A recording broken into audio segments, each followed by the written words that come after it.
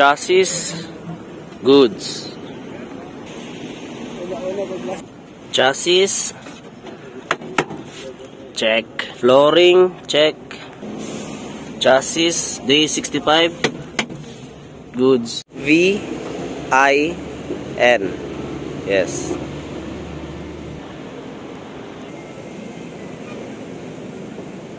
Chassis check.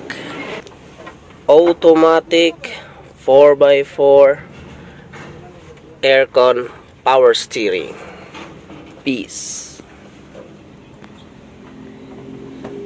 GA65T 4x4 manual 4x4 aircon power steering deflock. So sa katagalan ng paghahanap, nandito na yung automatic natin, bossing, goods chassis. Yes, peace. Saka itong unit naman is yung buyer ko na gusto niya talaga is 280k yung budget niya. Yan, yung buyer na to is gusto niya 280k talaga yung budget niya. So uubusin natin yung budget sa buyer na to, kung ano yung pwedeng ilagay dito sa unit. So yun pa rin, no bulok, no usok, no leak. Pero yung leak is papatakbuhin pa yan, test drive pa kung ano yung i-fix sa unit, i-fix natin bago releasing sa unit. Kasi surplus is surplus, tulad yan, hindi pa na-fix yung bumper, may parts na kulang pa. So ako na yung mag-fix pagdating sa bahay. Kasi pagdating sa bahay, conversion pa to, yung right hand drive baliktad sa left, then backlash na naman sa pagdating sa bahay for painting. So dalawang unit, 4x4 aircon power steering, automatic sa kaman.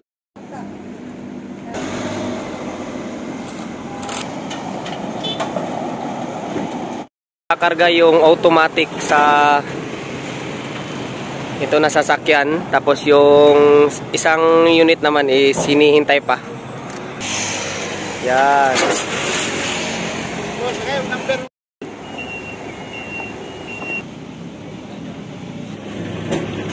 Photographer mo dati. Hindi kayo ba? Di mo ko gabili kasi converted. Depende mo na sa customer.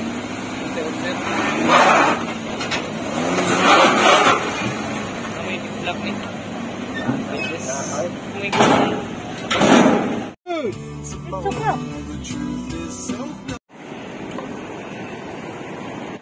Kakatapos lang mag-snacks. So yun, dumating na yung isa.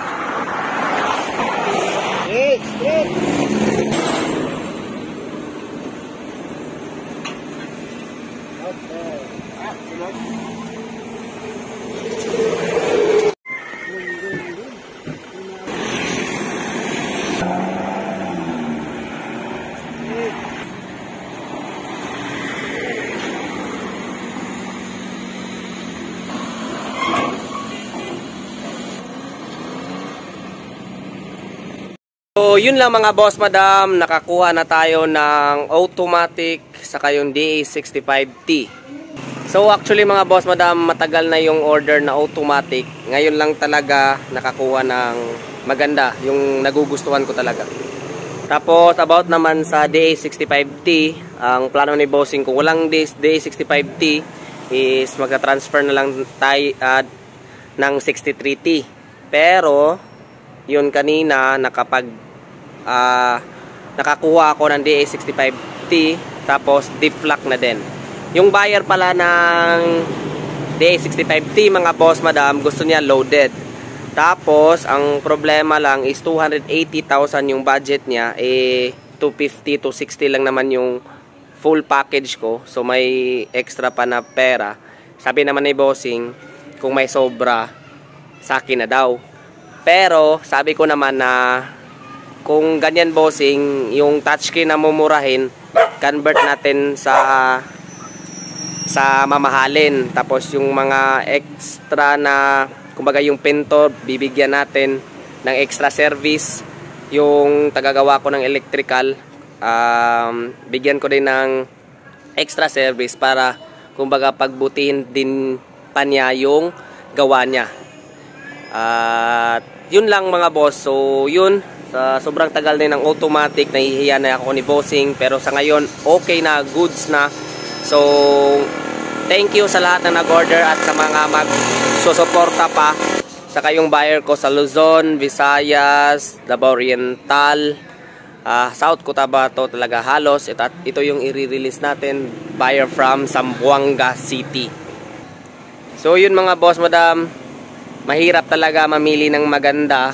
So sa lahat ng gustong kukuha ng mga unit ko, di pwede talagang madaliin dahil kahit isang buwan pa yan, kung sa tingin niyo mataas na yan na agwat ng paghahanap, mahirap pa din. Lalo na yung mga automatic DA65. Pero yung mga transformer na manual DA63T is actually madali lang naman yan. Pero minsan lang talaga walang unload or walang maganda. So wala akong makuha.